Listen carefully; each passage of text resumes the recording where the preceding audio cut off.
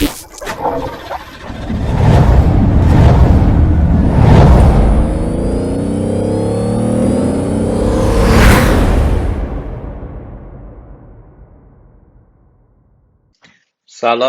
حالتون چطوره؟ خیلی وقت بود که منتظر این هدیه بودم. یه هدیه خیلی ویژه و اسپشیال که امروز به دستم رسید. گفتم که با هم دیگه انباکسش کنیم و ببینیمش. اینی که اینجا میبینید کلاه کاسکت آیکونه، جدیدترین مدلش. بله، لوگو رو ببین.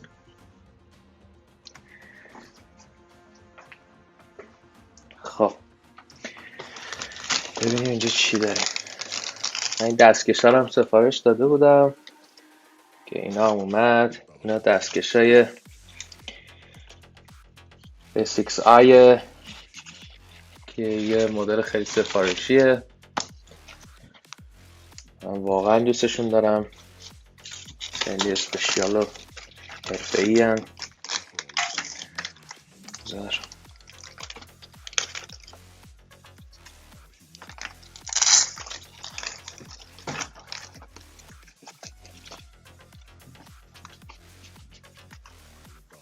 اوه مای گاد، واقعا احساس میکنی دیگه اصلا دستت حسابی پروتکت خیلی حرفه‌ایه. خب بذار این دستکشا رو در بیارم. این از این. بریم سراغ اصل مطلب. خب اینجا طرق سفید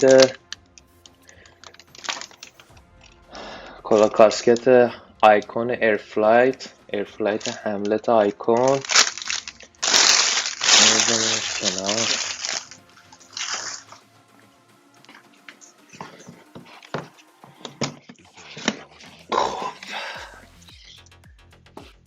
بقیهش داخلش چیز خاصی نداره.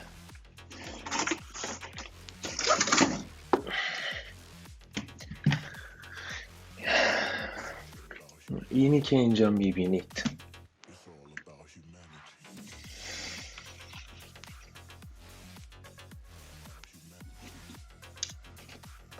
بریم بازش کنیم. واو چقدر خوشگله این.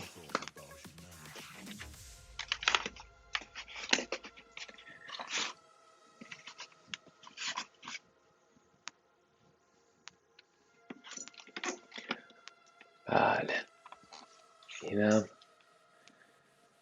ایرفلایت آیکون، چیز خیلی حرفه‌ایه، وزن آنچنانی نداره، تماما کربونه.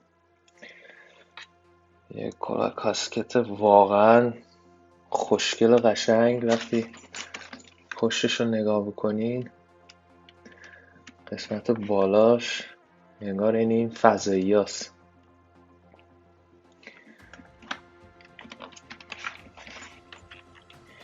اینی بذارم اینجا که زخمی نشه.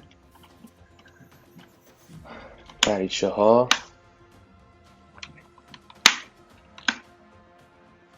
قسمت بالایش این پلاستیکی که داره،